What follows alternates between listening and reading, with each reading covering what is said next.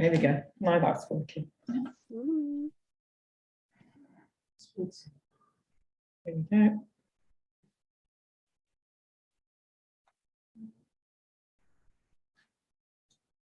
There we go. Now that's working. There we go, slight delay. But yes, hello out there in YouTube land. Welcome to Creative Network. It is Wednesday, the 28th of September, and we are broadcasting live from the engine room in Bridgewater, Somerset. And as ever, with our YouTube broadcasts, our Creative Network broadcasts, we have got not one but two fabulous artists to talk to us today, to tell us all about their practice, their work, and to inspire us for the future. And so my name is Deb Richardson. I'm Creative Director for Somerset Film, and I am joined by Tina Salvidge, who is actually physically here with us. Hey! And also online, we are joined by Emma D'Souza. Emma, tell us where you are right at this moment. Right now, I'm in sunny southeast London, in my childhood bedroom. So that's London, right? Excellent. So I'm going to kick off, if I may, with Tina. Now, Tina, we have met you before, and we know a little bit about your work, but for the benefit of others, tell us, what has been your journey to becoming an artist? Probably too long to go into now. Yeah, well, you always sort of think, can you really call yourself an artist, don't you? But yeah, when you start using the when you word. start using the language, yeah. I was a late starter. I'll say that, and I ended up doing part-time foundation because my friends did it, and I was really sick when she went to do it, and decided. I'd done A level, but then for about 30 years, not done anything, fiddled about, but not done anything really creative. And then I went back to further education and was persuaded to go on to do another degree, basically. So I did a part-time fine art degree. And where did you do that? I did that at UE, and when I finished that in 2020, I decided that I was going to be an artist. Fantastic. Yes. So. And of course, I mean, 2020, quite a significant year in which to decide to become, to emerge from your cocoon as a fully fledged artist and enter into the world which suddenly turned upside down on its head. But absolutely fascinating time. So how did it impact you at that moment? Well, obviously I was doing my last year of my degree, so we didn't have any degree show, so that was really annoying. Yeah, difficult. But I had increasingly been working in film, so in my second and third years I'd increasingly been sort of working with video, and so I was probably in a slightly better position to be putting in for exhibitions and opportunities, because of course the whole world went online because of lockdown. Yes. So I think that probably helped me quite a lot. And I also sort of said to myself that nobody's going to come and knock on my door and offer me work or a job. I'm going to have to try and generate my own income and my own interests and my own sort of exhibition. So I sort of was looking. I live in a very small village, so I applied to the Arts Council for a project grant to provide sort of community workshops during lockdown via Zoom, and then when it was like the rule of six, where people could get together, or artists' walks when 6 people could walk outside, and people were sort of really pleased to have something to do. And there were other initiatives going on as well with sort of Somerset Arts as well, in that, like pinhole cameras. Yeah. So that was a great thing for people to build and put in their garden and have up for sort of 6 or 9 months. And alongside with that, I've interviewed people just about their experiences, just as almost a historical record. and it was a different sort of film to what I've been doing at university, but it was more pragmatic sort of decision. That it was more sort of I sort of say documentary, but in a very loose sort of term, because it also then became about local history and local places, as well as the social makeup of the countryside. We're going to see a little bit of that in a bit, so we'll probably talk a bit more about that. But can I just rewind you back to the point where you first picked up a camera and started on using film? What was the inspiration, that sort of moment? Yeah, I think in a really funny sort of way, 30 years ago, I had a boyfriend who was at Brighton Art College, because I was at Sussex University, and he got a video camera out, and we went to make this film, and it was, you had these enormous battery packs, and we went up in the snow, and we made this film because we didn't have any bloody battery, you know, and it was sort of an artist, oh God, this is really interesting. And then I went and saw a lot of film. I was living in London. I went to like a lot of expanded cinema. Exploding cinema was going on. The Kine Club in London, and sort of David Lester was going. It was all around that sort of time. I was going to the ICA quite a lot. I was seeing a lot of stuff, but always I was saying, you know, I'm just a viewer. I'm just the audience. I'm not. I can't. You know, I can't do it. I can't commit to sort of trying to be creative, but then I got a little flip video, which of course is now completely obsolete because of Nokia buying up all the camera, you know, digital cameras. So, and I made a film about the Minehead hobby horse on this sort of little flip video, you know, so which was sort of like a bit of a family film, but also very interested in that sort of rural, traditional, you know, where does it come from and stuff like that. So, so the flip video was like the thing, which would have been, you know, 15 years ago. Like so then just sort of mucking about with DSLR single lens reflex cameras, but I'm still not very technical with that. No, there's something about the medium that is it that it allows you to be more experimental, or is it that you think it's more accessible by audiences? What? I think I just really like this idea of being a sort of viewer, and I sort of used to think I was a very detached sort of viewer, but actually my stuff is highly personal, so it's sort of like it turned on its head a bit, I think. And I think it's also something to be about an older woman as well, because you are quite invisible, so you can it's actually suddenly it's working to my advantage. Get you into places. That will teach you to ignore me. But there is something about that, and I don't know, we all see the world in different ways, and I'm just interested to see if any way that I see the world connects with anybody on any sort of level, I suppose. I find that quite, you know, interesting.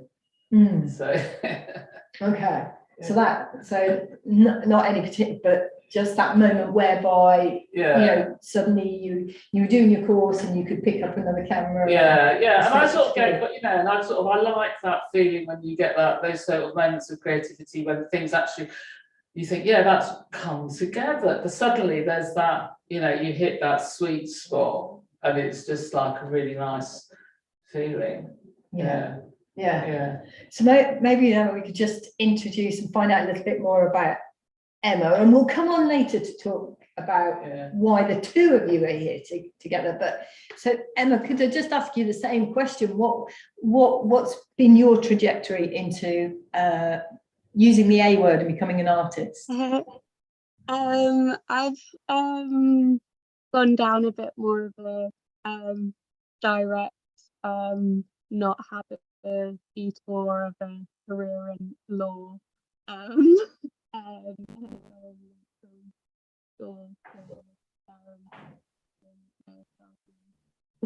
We're losing you, Emma. If you can move a bit closer to your mic. Sorry. Can you hear me now? Yeah, that's better. Fantastic. Okay. Yeah. So tell us that again. Lovely. So, yeah, quite a direct thing of doing what I enjoy, and then I think, and then I think in terms of finding a way to justify doing it, I find most of my work, I do a lot of workshops with children and try and collaborate with people to try and give some justification of spending all my time doing what I enjoy. So what? Tell us what is your practice? What's the kind of work that you make? So I tend to involve a lot of storytelling, whether it's through craft or filmmaking, and it has to be hands-on. So it is filmmaking. There'll be a lot of props. There'll be a lot of animation, and it has to have an element of comedy, so I don't get too self-conscious or bored. And it kind of feels like I can justify getting other people to watch or look at what I'm doing if there's an element of something silly, and then it's also a gentle way to get more political and philosophical messages across. It's always a little bit less didactic if you're able to laugh at yourself a little while trying to get things across. So it sounds like there's almost a need to, well, a desire to entertain as well, you know. Yeah, I think in order to engage people. Grayson Perry had sort of spoke of fine art as being just as much part of the entertainment industry as popular music, and I think I resonate with that because obviously like film and music are still used to address quite serious subjects, but they feel a bit more like able to acknowledge their role as part of the entertainment industry, I guess. So yeah, it is for people to enjoy, and it's a means of getting messages across, but it's also a means of people entertain. Your mic is definitely dipping in and out, so if you can stay as close to it as you possibly can. Okay, my face is going to be very large. Should I? An animated person, so yeah, it's always tricky, isn't it? We need a radio mic on you. That's what we really need. True, yeah. Should have prepped. Should I repeat most of what I just said? Just the last bit, if you wouldn't mind. So I was just saying that viewing fine art is comparable to other entertainment aspects, popular music and film in their capacity to address quite serious topics, but through an entertainment lens. But then there's a good aspect of, I think, the DIY, where it's not that you can curtail commercial issues, but dilute messages by doing very small scale things where you're not. It's really dipping out. Sorry, Emma. And that's just prompted. It's interesting though that what you're saying about the entertainment and those side of things. So a quick question for you that's just popped into my head, which is about the use of platforms in order to share your work, particularly your film work. So, I mean, we're going to come on to talk about one that you've just done, where it's a kind of an installation, and it was a site-specific installation. But what's your thoughts about using platforms like YouTube, like Instagram Reels, and is that an area you've thought of? Yeah, it's an area that I'm beginning to think of, but it isn't one that I've been using. Right. Yeah, and I think it's one that I need to explore because and I think sometimes it's like an age thing. You know, it's like you can be resistant to, like, some people are really resistant, you know, to Facebook, or to, you know, I'm not on Facebook, or I'm not, you know, and then you suddenly realise, well, actually, you do need to be on Facebook and Instagram because you're promoting your work and yourself and all that sort of thing. But yeah, I've never engaged with YouTube actually. I mean, I've got a 21-year-old son who engages with YouTube all the time. That's his life, and yeah, I think it's a sort of I'm of a generation that is resistant to that, because it was much more of a sort of punk ethosy, do it, and like you put on an event or and that's sort of, I suppose when I was at art college recently, it's like you would have, you'd create an installation and there'd be an exhibition, or you'd be involved in an exhibition, and that would be it. But certainly, yeah, I think younger artists are much more up on the that platform side of things, and it's something that I need to get into. Yeah, I just wondered, because it is that, there is a massive audience there ultimately on YouTube, and there are lots of different audiences as well. So there's some very niche audiences, and I've gone to various sort of Arts Council-led conferences kind of exploring it, and I'm not quite sure that I've seen that sort of, or even just somebody really doing the work to kind of curate it, because there must be content out there, and there must be a. I mean, I was always sort of like a bit wary of YouTube, because I thought that there was sort of like copyright issue that you gave. I don't know if that applies now, but at one stage that you sort of gave up your copyright by putting stuff on YouTube, if that's what you were bothered about, whatever. But then everything's everywhere, so it doesn't really matter, and I'm taking stuff from the other sources, and so that's why I think I went down like the Vimeo route, because that was what we were sort of advised, like you keep control of it more. It's more that's more a platform that artists put their work, and if they do want it to be private, then it can be, or they sort of people who do that. Whereas the YouTube was like a bit, well, it's out there, right? Bye. There's definitely. But I don't know what you think, Emma, about. Yeah, I think overall Vimeo is the go-to.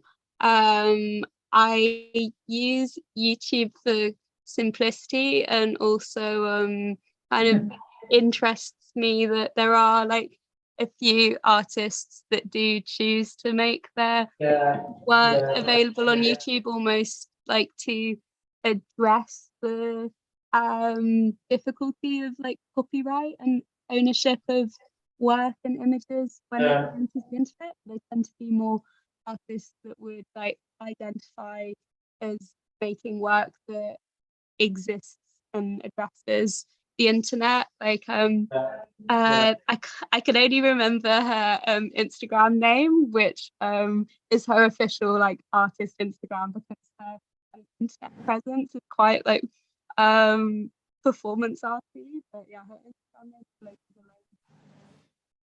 might be. Can't hear you.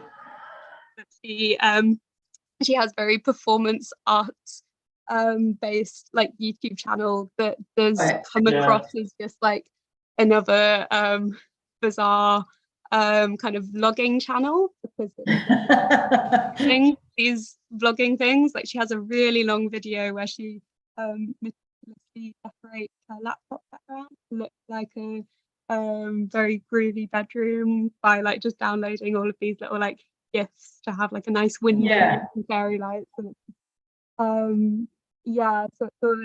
and like, but then and like stay out also, which I was thinking of when you're saying being like using your powers of invisibility as a woman over 50, and she has that video like how to become invisible. Which that's one of her top tips. What's the artist's name, Emma? I didn't quite catch it. I might be pronouncing it slightly wrong. So Hiko and then Syerl. I'm pretty sure her videos are available on YouTube, and she uses very like DIY approaches, and she takes a bit of copyrighted imagery from like Google Maps, satellites, so yeah, I think if you're like kind of addressing and talking about how like the nature of ownership online and the kind of impossibility of I mean, it is difficult to watch a Vimeo video that somebody doesn't want you to watch, but I guess it depends what you want to, how easy you want to make your stuff accessible, and I guess you want to talk about it. Interesting. It was just sorry, it was just popped into my head. But so let's have a look a little bit of your work, if we may, Tina. Shall we begin with? Let me find a link. Do you want to? Shall we look at time and place first, or did you want to look at the one from Spike Island first? I don't really mind. It doesn't. No, don't do the Spike Island one. But that's that Beamer's thing, isn't it? Yeah. Oh, is it? That's the okay. I mean, it's either the clip from last day, which was the start of the sort of what that was my degree video. Oh, right. Yes. That was the last days. That was the one that got picked up by Wales Art Contemporary. Okay. Let's begin with that. Let me just share my screen so Emma can see it too, and then with a bit of luck, look at this. Might be the first one on that. I think it is.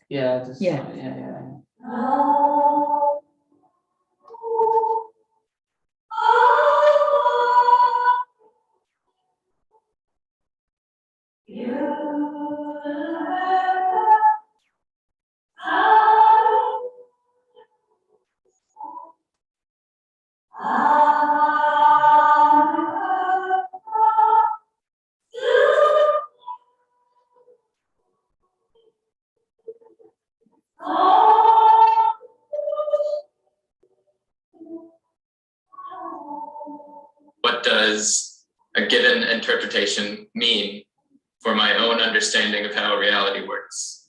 That is, what does it allow? What does it prohibit? And most importantly, how does it support, contradict, enhance, restrict my own experience? And then he also gave a more specific response about Robelli's remarks.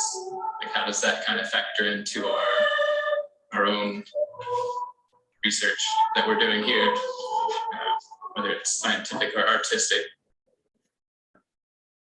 What's there? So, because I thought I was being very clever with those men, because Zoom didn't exist then. Ahead of your time, Tina. I thought, I've got something really brilliant here. These sort of bored-looking men, talking sort of stuff I don't understand, Who would do that? Now we're all doing but it was really funny because that was like, I found that all that stuff way before lockdown. It's really funny. So tell us a little bit about what it kind of inspired the piece. What inspired the piece was that I was trying to read. I thought I didn't know anything about science. I felt really ignorant about science, and I bought Carlo Rovelli's one of his books because they're really accessible. And I kept rereading the same page, and it was all. And I thought, I understand this. I couldn't retain it in my head at all. I just had a complete mental block about it. So when they were sort of like talking about these ideas, which are obviously inherently really interesting, and I was just having this sort of panic about not understanding, and it sort of just led into a lot of general confusion that I was feeling, probably because it was like building towards the end of the degree. I think there was, that's why isn't about me, but obviously it's about me, because it's about like this impending bloody COVID thing, pandemic, you know, there's something, you know, there's so much about nature and commemorations and nostalgia. I was having this massive sort of wave of, you know, I was doing loads of research about nostalgia, and was nostalgia good or bad, and there were like scientific studies, psychological studies that nostalgia was actually really good for you, and then, you know, and then it made me just think about I just had lots of ideas going on in my head, and it all just sort of ended up in this sort of mishmash. But there was a theme throughout of the sort of music, which beautiful voice, and that kind of that juxtaposition is really intriguing. It's like a friend of mine who's a really brilliant untrained singer, but I manipulated her voice a bit as well to make it sound more choral. But it's just very sort of, it's the way that sound can evoke those emotional feelings along with like the image, but the image isn't really very important. The sound is the thing that gets you, maybe. But all together, or what, I don't know, it's that. I think just for me, in terms of, you know, having viewed it a few times, it's shifted for me in importance in terms of the visuals. Hearing you talk about it, and hearing you talk about the kind of impact of COVID and what's going on in the environment, and so actually now I think I would watch it again from a slightly different perspective. It's funny because I mean I normally sort of, I just say like a few odd things about it, because some of it was about the cowboy, you know, there was about old films with, like, when my dad had dementia and things like that. So, but it's just sort of, which is a lot of nostalgic thing as well. But it's really funny the way different people get so many different things from it. It's really, that I find that quite interesting. So don't want to be prescriptive about this is what you have to understand from this, and this is what it all means, you know, and all of that, because I don't think that is very helpful, really. No, and it was interesting hearing, we recently made a film for Wells Cathedral about doubt, and in the film is an interview with Anthony Gormley, and he talks about, obviously the aspect of making the work is very considered, but that's not the end of it. To him, it's about then the conversation, that how the audiences respond, how they come, and what, you know, and that's part of the ongoing process of the artwork, really. Which is, but also I think about that film is that it's not really, when I made it, I was envisioning it being like a three-screen installation, going in and out at different times, with it, you know, because I've never been able to do that, you know. So it's always been shown on single channel, which it wasn't really envisaged originally when I was sort of you know, playing around with lots of projectors and things like that. So and obviously that's one of the challenges, isn't it, of the work that you want to do, which is in the sense of you have an idea and you've got the challenge about the resources. You know, how many projectors can I afford to hire, and what camera can I afford to shoot it? Are there kind of ambitions that you've got in as a maker, as an artist? I think as you do more and you get more experience, and you get, so for example, the event that I've just done on Saturday, I think that worked, you know, quite well, but there's things that I would do differently. Can we talk about that? Do you mind? Should we share a bit of that now? Okay, so just, do you want to put it into just context? So it's a micro commission from Somerset Artworks to and I proposed that I would make a film on the festival theme of sanctuary, which is quite a sort of broad theme. So I would make a film, and I would also run some clay workshops in the community to make. At the time, I wanted to make clay instruments, so I wanted to make ocarinos, but they're incredibly difficult to make, as everyone will know. Yeah, So actually, it was like we managed to do some whistles, and I saw a very experienced whistle maker, Jill Bliss, who's very good with clay and ceramics. And she gave me a sort of masterclass, and even then it was still like really difficult. And you would never be able to get somebody who hadn't ever picked up any clay to make this thing that you could play through. So it was to make. So we made whistles, we made bells, which were quite easy, and tea light holders. And then we had an event where people who made the objects would come, and other people would come, and it would be in the church because that's a place of sanctuary, but it's also quite an interesting historical building as well. And we would have lots of tea lights, and I would project this film at the back of the church because I didn't want everybody facing towards the altar. I wanted to sort of have people walk into a space and have it slightly differently, and also project onto a wall of the church so that people sitting in the side would be able to see. And the central part with the pews would be sort of empty, and the choir would also be involved. And we'd have a period of improvisation. So that's what we did. Which let's have a look. It was quite interesting. Yeah. Great. Yeah. Let's just have a quick look.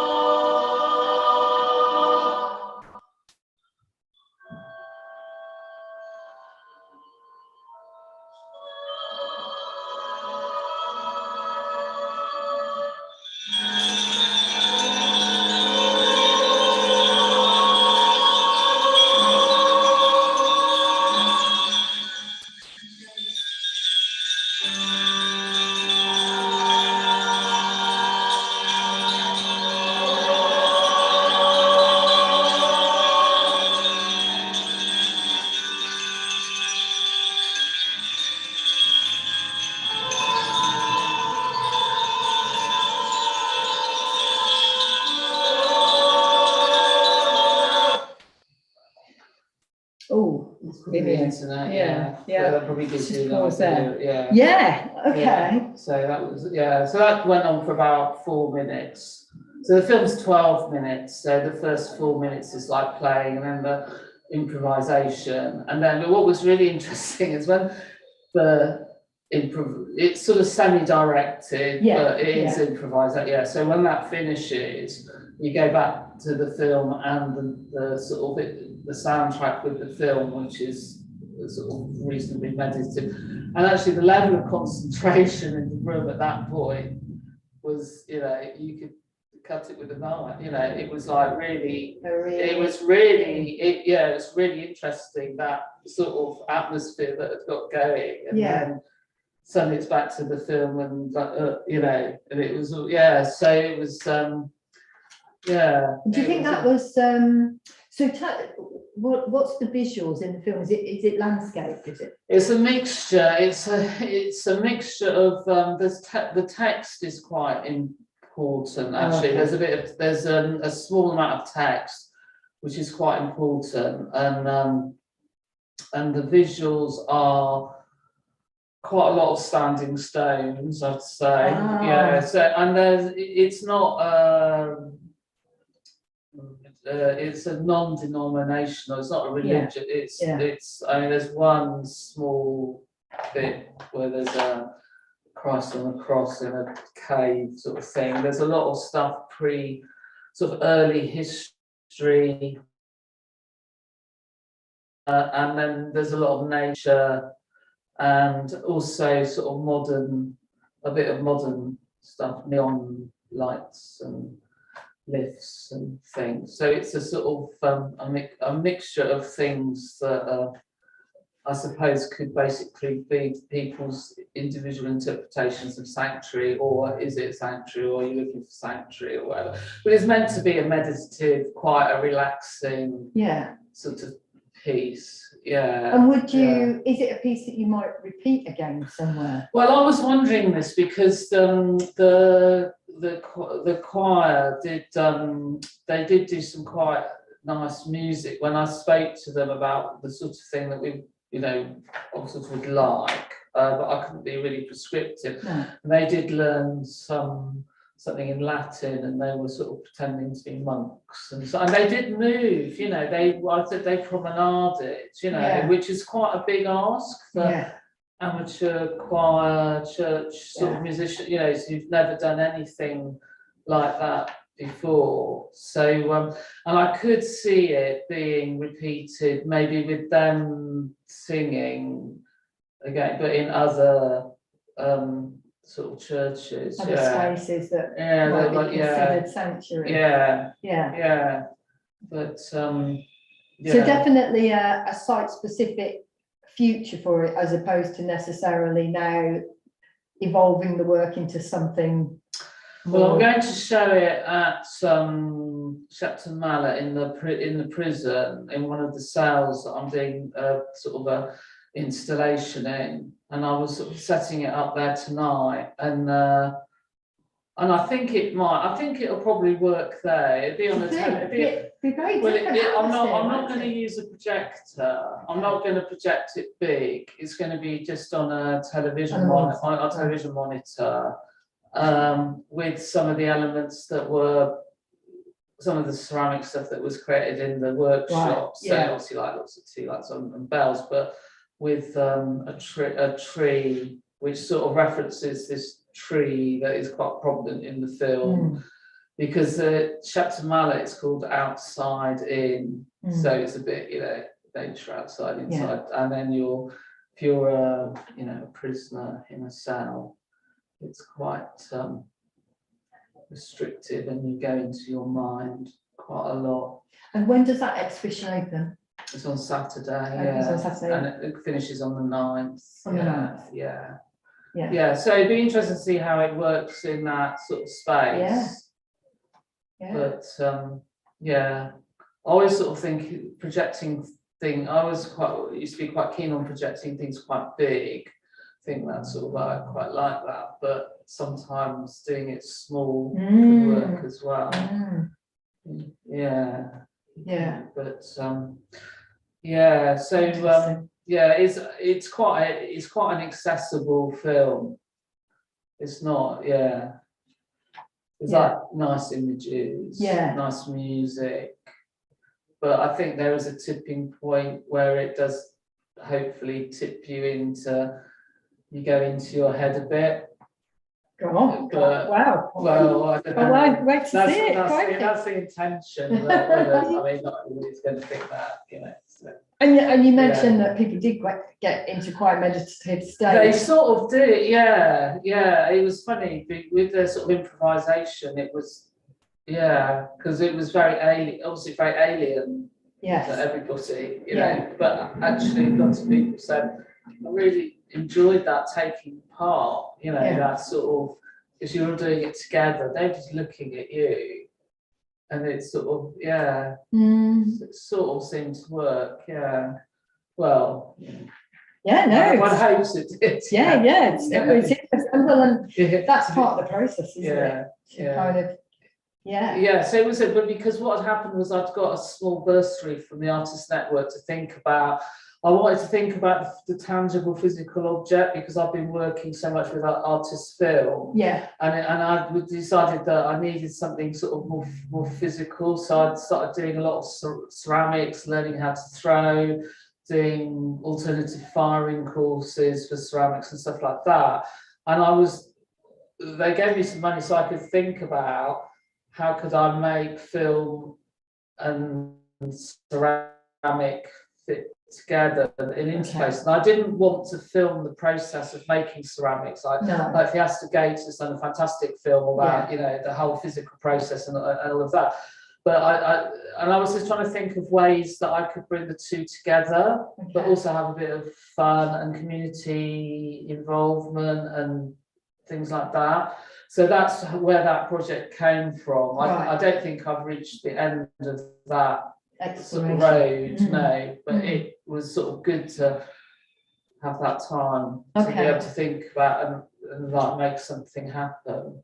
So that might bring us nicely on to Emma. So you're in London. So how did you meet Tina? Yeah, so we're taking part in a program called the Exchange 2. So it's the second run of this lockdown artist initiative to amongst 7 small artist gallery charity spaces. So I'm linked with Turf Projects in Croydon, and Tina with her studio at Spike Island, and there's a few other artist spaces. And you give a bit of an explanation of your practice and your interest and what you might want to get out of an artist collaboration, albeit potentially just online or maybe through letters, because you're paired up with somebody that's in a different city to you. We both mentioned our kind of interest in ceramics and inclination towards film. I think that led to us being a likely pair, and so it's this combination of collaborating in your pair, but also these group meetings. And there's kind of already been the summit meeting, but there's sort of continuation, and I think most pairs like me and Tina, we've more been kind of getting momentum more recently, and we have ideas of what to do with Emma came down, didn't you? You came down the stage. So we went out west. But I think we have quite different approaches to film, and it was interesting you talking about being very much based in the digital and trying to work out how to incorporate the tangible. And I think I tend to usually go down a different route of making these objects and then kind of working out how I want to tell a story with them. And I think I kind of often, like, I think my enjoyment for stop motion often makes me want to make it like a more theatrical piece. Like my degree show work, we had to think about how to do stuff online, and people were thinking about 3D scanning and with these like thematic things, and I thought I would just embrace how that I would go ahead and make an installation of all of these sculptures that kind of about being bad at crafts, like sort of trying to teach myself ceramics inside my flat. I've got this little mobile phone with me that I'd made that will relate to the clay workshop that Tina will be leading later. So then I kind of had all of these bizarre objects like clay plant pots with these fabric plants in them and all of these things, and my thing was like, like made this blue screen stop motion kind of panorama of like virtual gallery experience, because it being Zoom and being at art school during the Zoom era, we were visiting so many exhibitions via these like 3D walkthroughs, so I wanted to create like a bad version of that. A bad version of that. That's really interesting, because Laura, my colleague who's here and opposite, we've been just as a team really trying to get more out into some of the interactive exhibitions and that sort of thing. Laura's been coming up with all kinds of photos, and for some of the things that you went to the Van Gogh one, and you went to another one in Bristol. Oh, the Beantown. Kind of immersive experiences, and it's funny. It's something that we've talked about in terms of, so next door, in our studio next door, we've got Annie Farley exhibiting. So Annie is a visual artist. She paints, makes sculptures, and during COVID, like she was part of a kind of a network of artists that were posing kind of challenges to one another, and the challenge that she picked up on was to paint movement, and she thought, no, actually I'm going to see if I can get my paintings to move. And so she's explored animation. But for us as a kind of as a venue for, you know, exhibiting, we've been really thinking about, you know, especially for Somerset Art Weeks as well, is that idea of not just exhibiting the film, but also exhibiting part of the process of making it as well. And that's what I was thinking about earlier when you were talking about YouTube, and whether YouTube is the platform by which you share your process. But you know, anyway, but it's really interesting that absolutely. So where are you, Tina, where are you at with it now, and what have you been making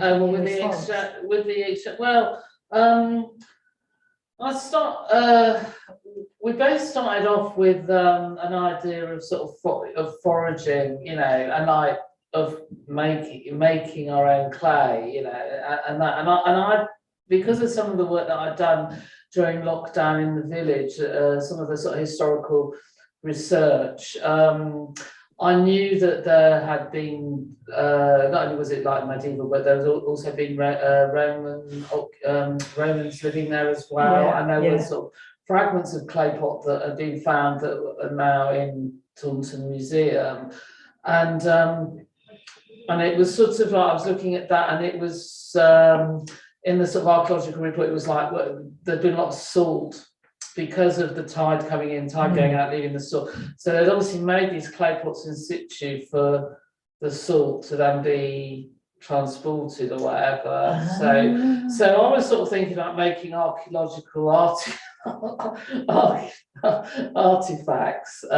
So I was looking at it from like the Roman times. So my neighbour dug some soil, and I said, "Oh, give it to me, and I'll see if I can do something." But it had loads of stone in it, but wasn't like brilliant. But I did make these sort of little pot things, which I threw a little tiny, you know, which is meant to be like, and then we put it in this incinerator firing, and it like crumbled away. But it was still there, so it was almost like something you dug up out of the earth.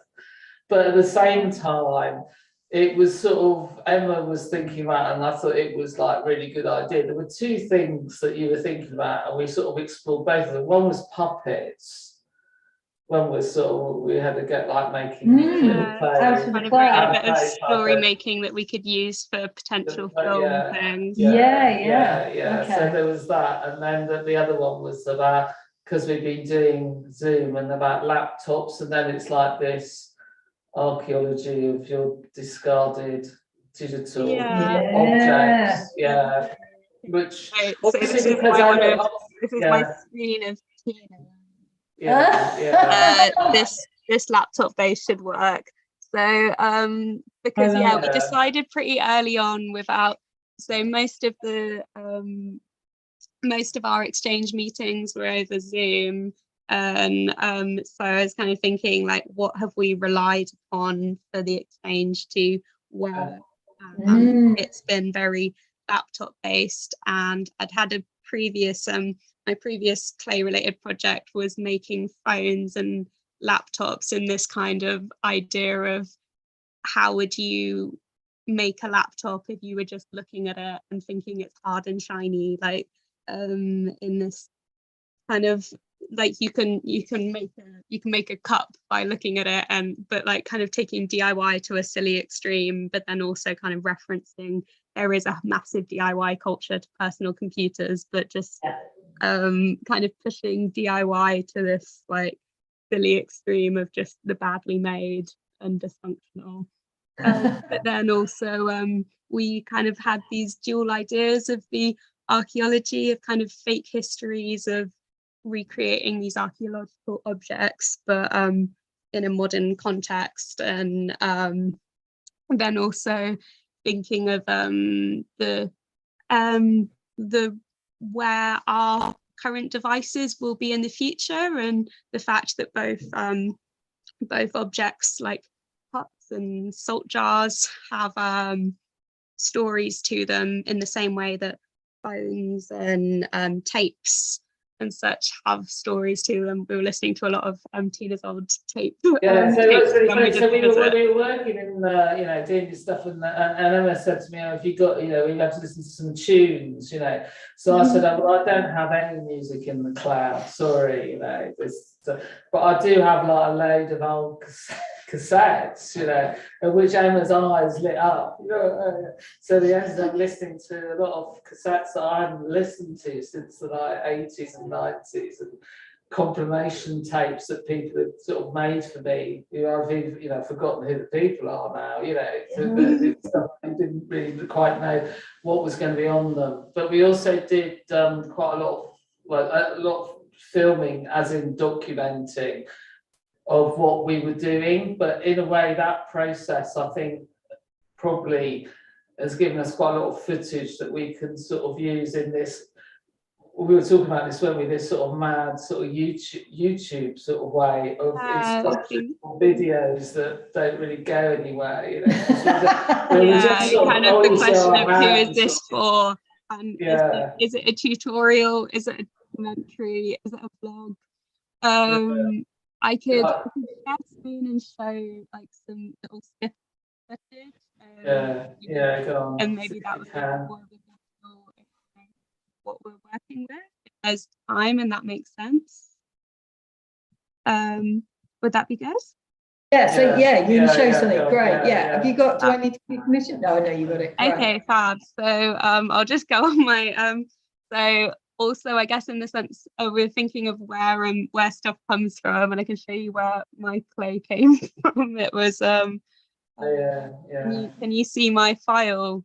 Thing here? Lovely. I wonder if I can go on a large view. We've got a name for the exhibition, haven't we? Yeah. No time wasters. No time wasters. There we go. I wonder if I can go on. Have I got a file viewer? Okay. No time wasters. There we go. So yeah, I wanted to get clay that had a similar London history to it from the Thames foreshore, because I thought that would have a nice relationship to Tina's seaside salt pot clay.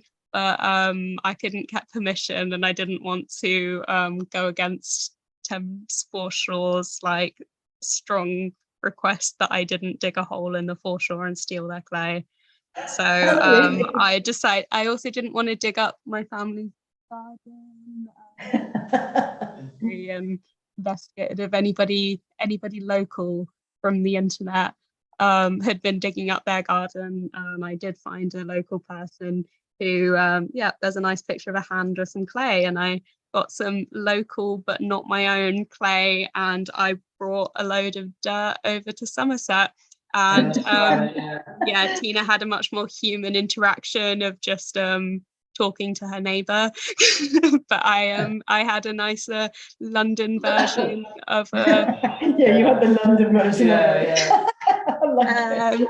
Gumtree. And then here's the processing of the clay. We're thinking of doing workshops where we sort of talk people through and like maybe give them a bit of hands-on element to both like making, and then maybe give them a chance to play with the turning it from gritty slime into nice clay. But we'll see. It's quite a long process, so that might be. And there's us with our time waster mugs. Well, what's interesting, what leaped into my head almost immediately, and I was listening to a BBC radio programme about it yesterday, which is, of course, is the battle for minerals and resources, and the fact that, in terms of even in the response to the climate emergency, lithium, and really that's what's kind of almost fueling our desire to, you know, go into space and look for other rare minerals that could transform our how we work digitally, etc. So in a funny kind of way, you going back to the earth and even making digital items out of it, it reminds you that actually these things rely on these precious metals. Chip Mageddon, we're running out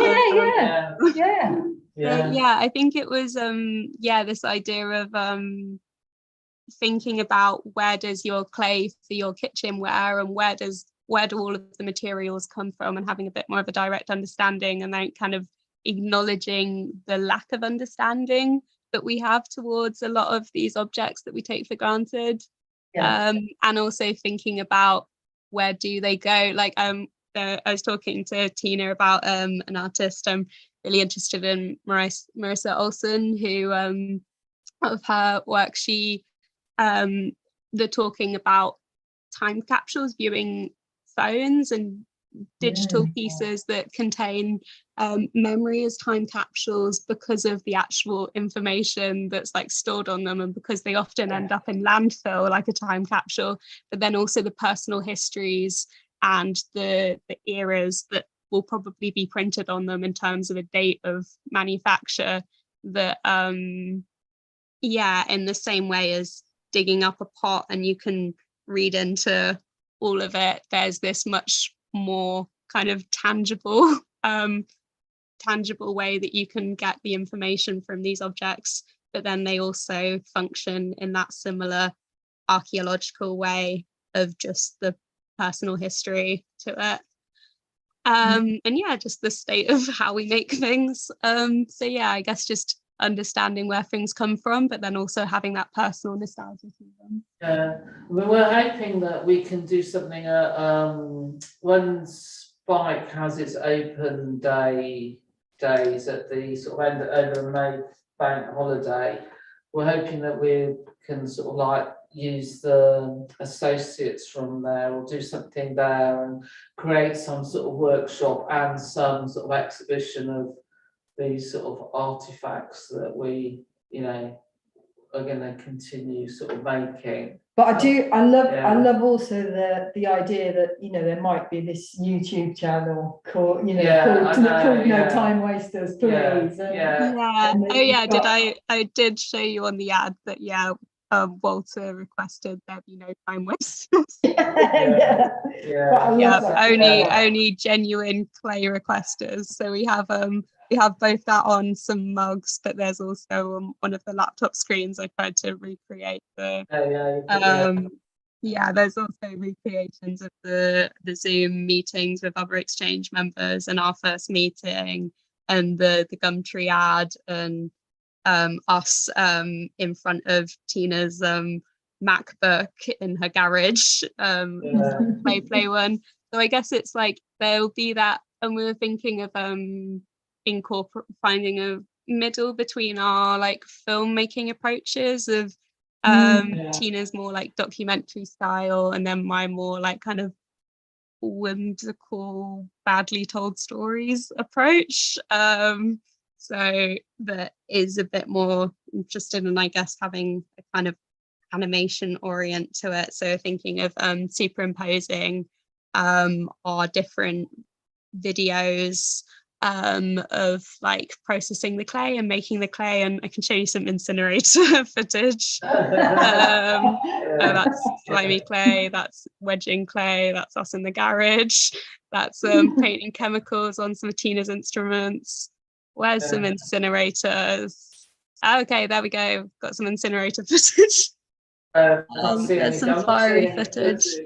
But yeah, because they aren't super narrative based videos, we're kind of thinking that they'd work a bit better if like, so those scenes in my garden where you've got all of these laptops at once, and I'd started making a phone as well. We might make more thinking of just playing all of the videos at once in this kind of general information overload. So I I think there's scope for the stuff. It's really intriguing. Yeah. Really intriguing. A kind of how-to. Well first, yeah.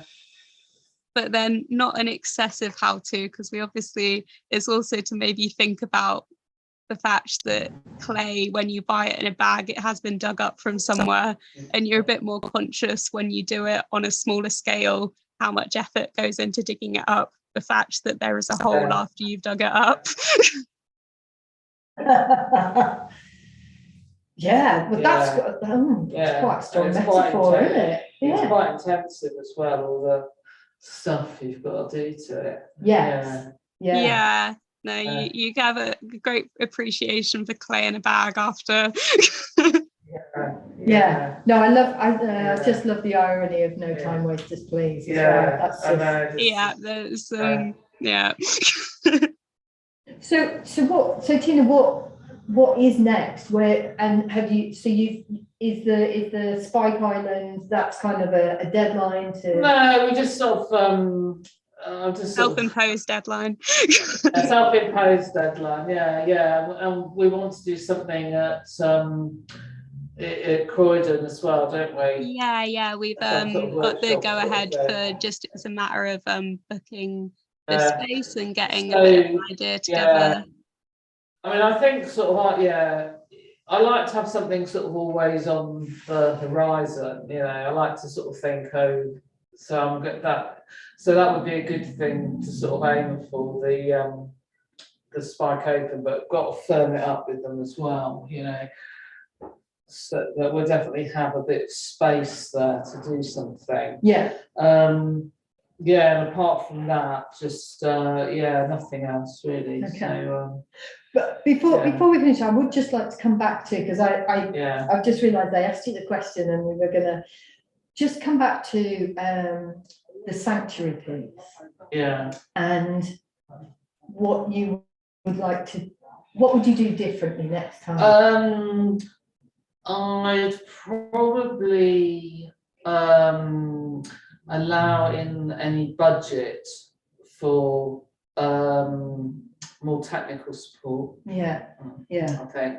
And is that about more projectors or a bigger projector, or what? I think sort of just the thing about, if you're trying to do everything yourself or with friends, then it gets a bit fraught, I think. If you have to do everything, you sort of need a project manager.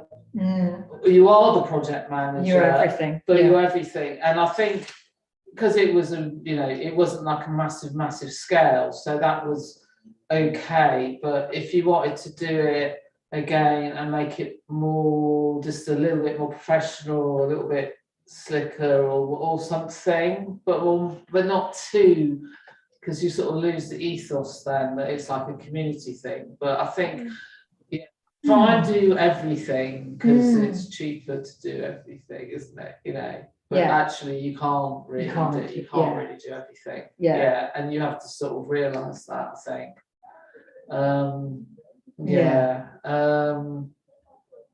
But it's the sort of nature of the, you have a budget and you work to that budget, don't you? And it's sort of, that's how it sort of goes. So it's sort of a learning curve, really, I think.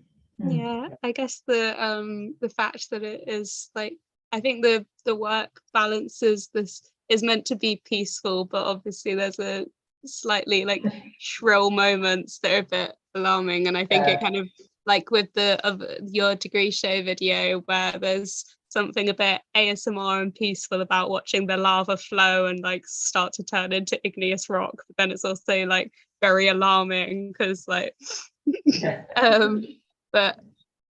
and so I think there is that balance of like peaceful and then like and I guess the actual making behind or putting these events together will probably have that of like doing what you enjoy to it's quite stressful to put it all together.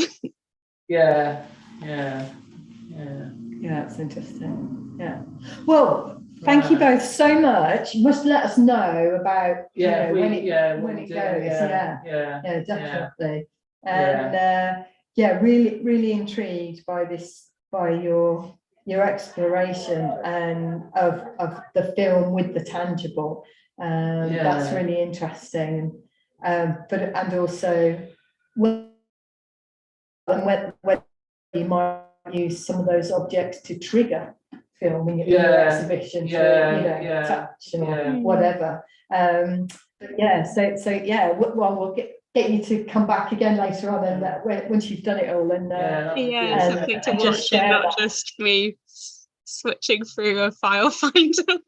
No, but also to see that YouTube channel and that kind of content manifested, that would be really interesting.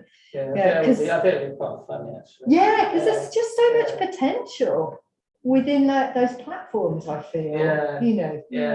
To explore and do it differently, and have and that audience go on that journey of you come across a channel called No Time Wasters, please.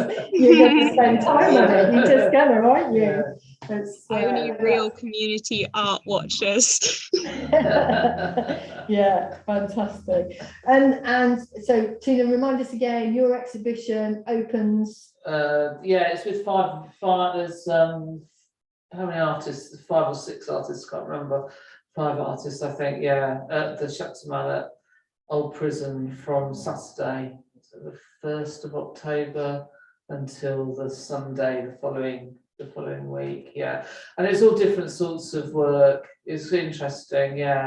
There's a lot of stuff about sort of well-being and playing games, making sculpture, somebody sort of painting continuous lines and stuff, and some sort of high-tech digital sort of work, and some textile work about sort of colonialism, quite critical sort of work as well. And it should be fantastic. Should be, so it's quite a diverse group, and also other things going on at the same time. And I think I'm doing a couple of clay workshops as well. There's great stuff going over on in Shepton, and especially around the art bank, and I think they're involved with I think they're putting something in as well, the art bank. They've got some big green giant things. There'll be a lot going on. Fantastic. Well, thank you so much for talking to us. I am going to I'll stop the live stream, and we're going to carry on. We've got a little hands-on activity with Tina, and just to formally thank both Tina and Emma for joining us, and to say that the next Creative Network is on the last Wednesday of November. October, sorry. I'm in the wrong month. October. I'm getting way ahead of myself. And that is with digital artists